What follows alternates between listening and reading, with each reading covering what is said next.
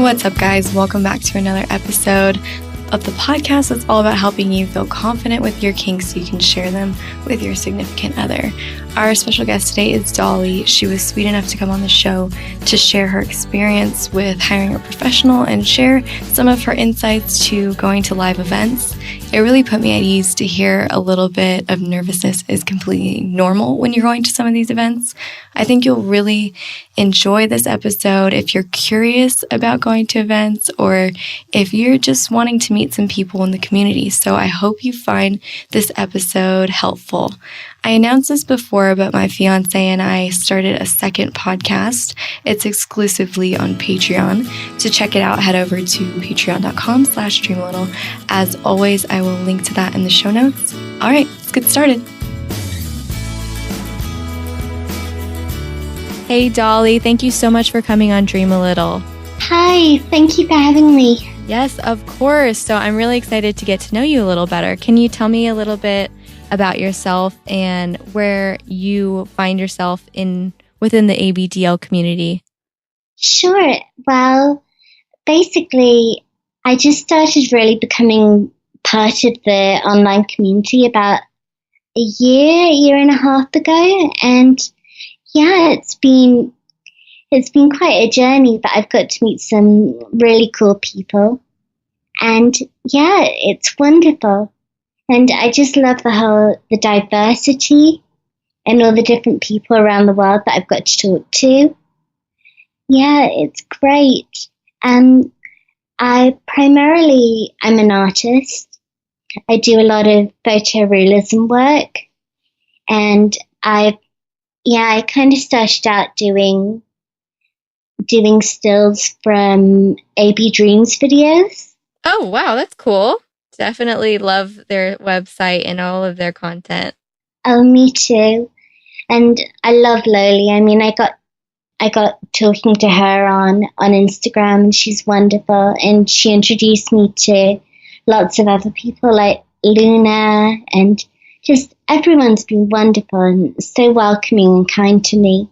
So you said you're fairly new to kind of the online scene, right? Since it's been about a year and a half. So before that, were you what I would consider, one of those lurkers? Like you've always been curious behind the scenes? I guess. I mean, I was watching a lot of AB Dreams videos and, and I loved them. Yes, me too.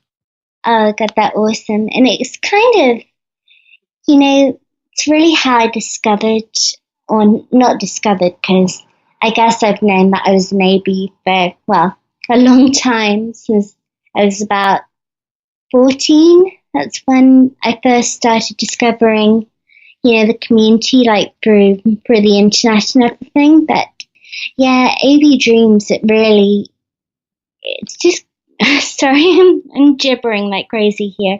It was just, I love how creative the scenes are, and just it's brilliant. Because how actually I discovered AB Dreams is way back when, like a couple of years ago. Well, I was Googling ABDL porn. As we all do, right? And I found one of the videos, and then I discovered the site, and I'm like, oh my God, there are loads of them. This is so cool. Yeah. And then I binge watched a whole bunch. Oh my gosh, me too. I don't think I came out of my room for like a whole weekend when I found them because, AB Dreams, I feel like was the first website that I really connected with and I felt comfortable. Like it was the first time that I had stumbled across content that I really felt like made it feel genuine and real and cute. And it wasn't this, like a lot of the videos out there on different porn sites are, they're a little bit, they're not as like caring, right? Like they don't focus on the gentler side. I mean, a lot of it's just like crotch shots of people in their homes, and the production value is so good. So yeah, I've always been a fan. I've been a member of their site many times. I think that they do a really great job. And I think it stems from them actually being ABDL themselves, you know? Yes, you can really see the difference in the quality. Yes. So, and also they're really nice people too. I mean, I love Loli. She's wonderful. Yeah, I feel like I've never met them personally, but you just get a feeling, you know, when you watch their videos. Like, I've always felt like if I met them in person, I would get along with them. And I think we all have those people that we see online on Tumblr and stuff. And you're like, if we lived near each other, we would totally hang out and get along, you know? Completely. Yeah, that was the impression I got. And then because I messaged Loli on Instagram about a year ago, and we just started chatting back and forth, and just it felt like really quickly we became really good friends. And she's kind of I think the term is chosen family, my chosen big sister. Yes, that's awesome. So have you met other ABDLs in real life and not just online? I have. I went to this convention called Little Big Land last year in March, and I met this wonderful girl called Sasha. And oh God, she's wonderful. She's on Instagram as little tiny baby girl. Yeah. And she's so sweet. I love her to pieces. So was this your first event that you've ever been to? Yeah. Oh my gosh. Yeah. So how was it? Were you a little bit nervous before you went? Oh my gosh, understatement. I was on the coach on the way up, and I was taking beta blockers just to try and keep the anxiety levels at bay. And I just thought, oh my God, please let people be nice, let people like me, and let me not feel like a lemming. So what made you want to step outside of your comfort zone and go to this event in the first place?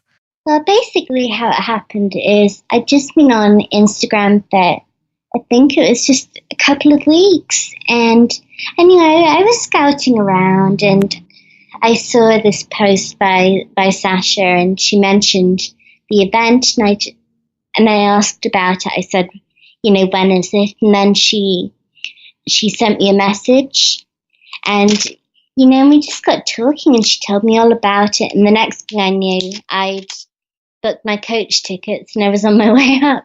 Because that's the great thing about England, because it's pretty small in comparison to the US, and so you can just get on a coach.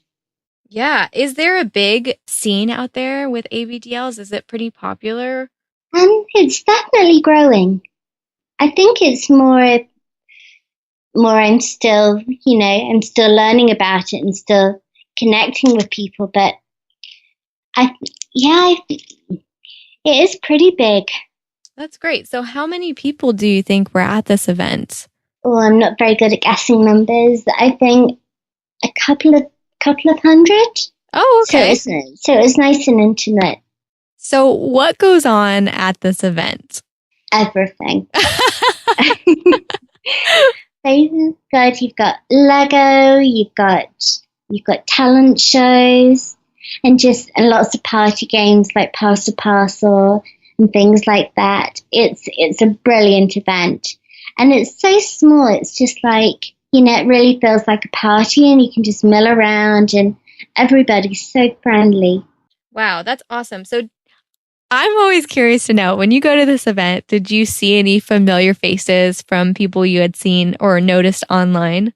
I didn't actually. I don't know why that is. I think because I hadn't been part of the online community for that long, so I didn't recognize anybody as standing out. But you know what? That was actually the cool thing about it, because there was no them and us vibe. It was just a whole bunch of people that I could just mill around and chat to. Now, did you go with Sasha to this event? Did you guys go together? No, I went to my own, and then I met her while I was there. Oh my gosh, you went on your own? Yeah. That is so, oh my gosh, I don't think I could ever do that. You're really brave.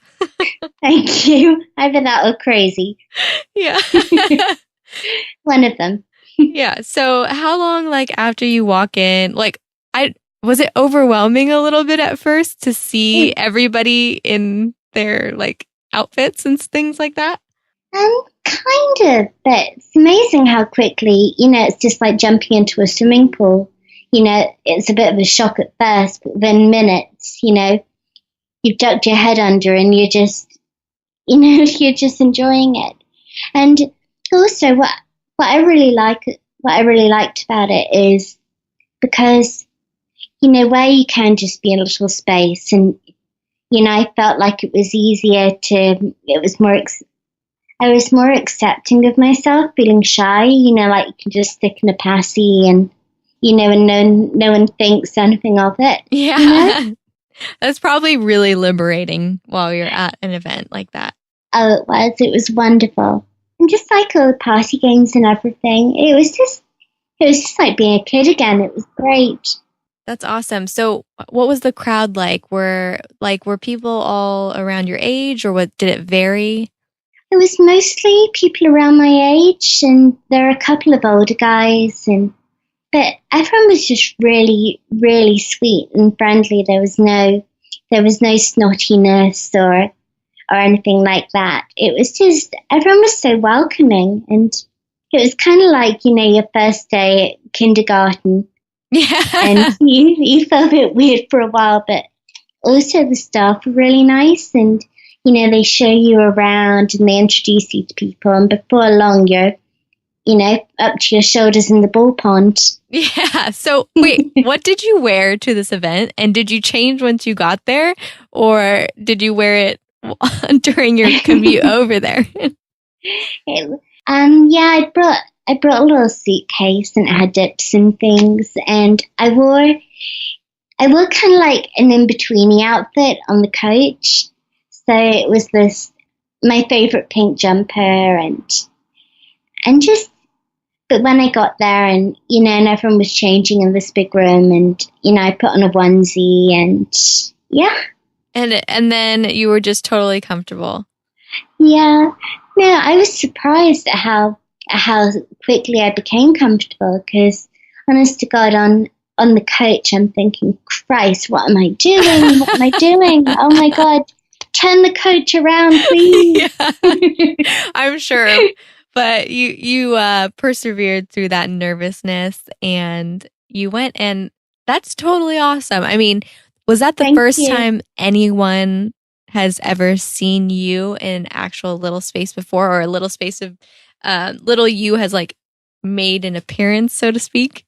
Well, I went to one professional nursery about a year before that. So it wasn't the first time, but it was the first time that, it was in a crowd of people. Yeah.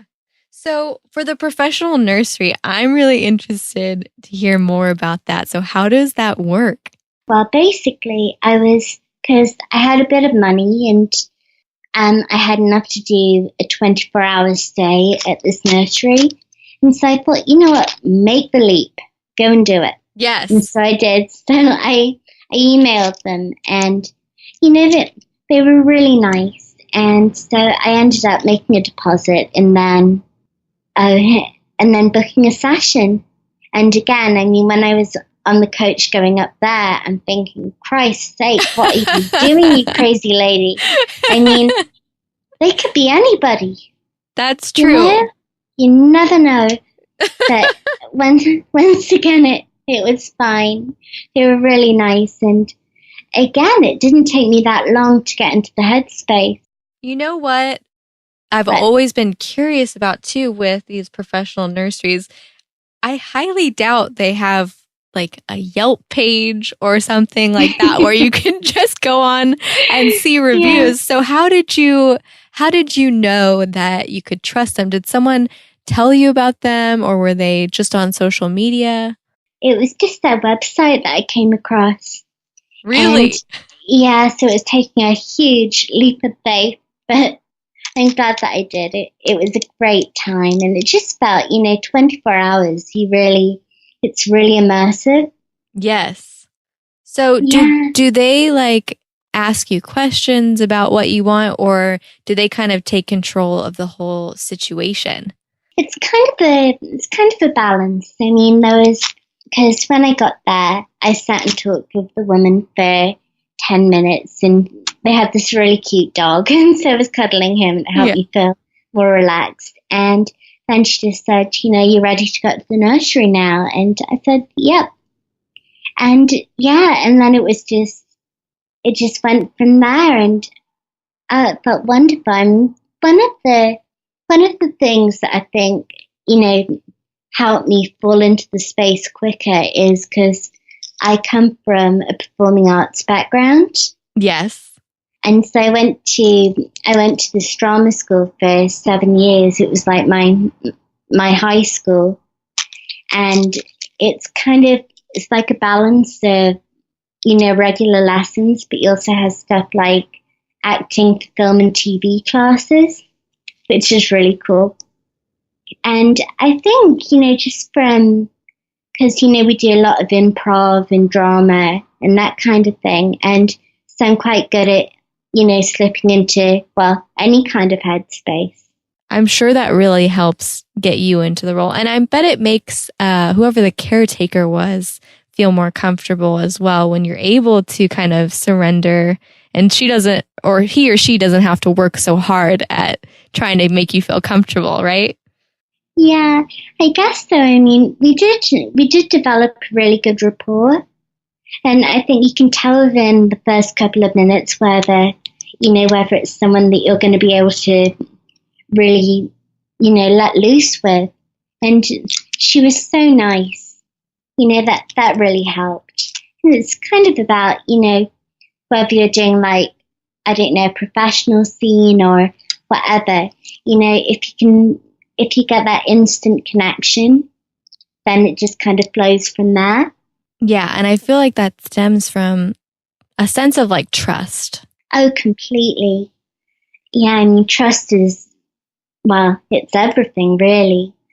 And one of the things I'm doing at the moment is I'm doing a project on like the adult industry, and particularly ABDL and fetish relationships. And trust has been, the thing that's come across loud and clear because I've been talking to, like, interviewing people and also reading about it. And, trust is the cornerstone of BDSM. If you don't have trust, you don't have anything.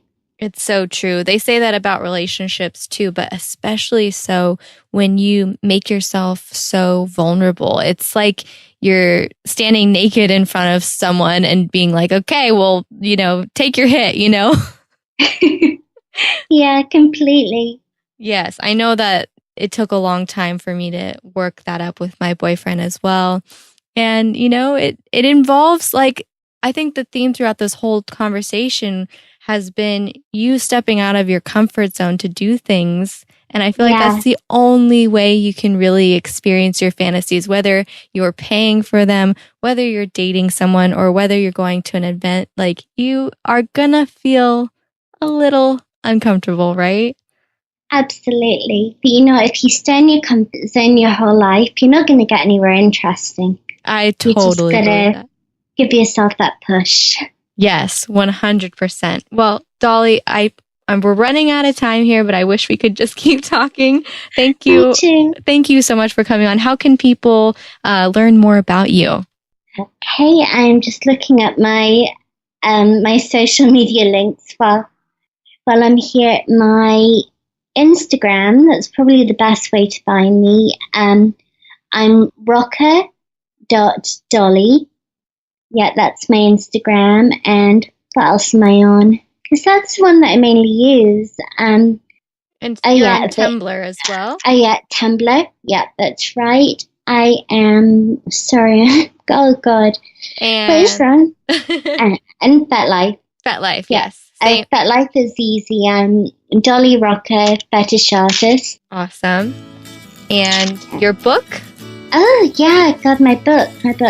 I've got this project that I'm doing, and, it's interviewing people in the fetish industry, and I'm kind of compiling everything I learn into a book, and I've called it the Sex Project. Sex Project. I love it. Thank you. All right. No, thank you so much, Dolly. Thank you for coming on, for sharing a little bit of your experience with events. I really enjoyed getting to know you. You seem really sweet. Oh, me too. Thank you so much. It's been lovely. All right, Dolly. Let's talk soon. Absolutely. Take care. You too. Bye. Well, there you have it, guys. I really hope that you enjoyed this episode. I do have a quick announcement before I go. My boyfriend TK and I are starting a new podcast series on Patreon where we answer questions directly from you. So to join in on the fun and possibly get your questions answered, head over to patreon.com/dreamalittle. I'll see you there.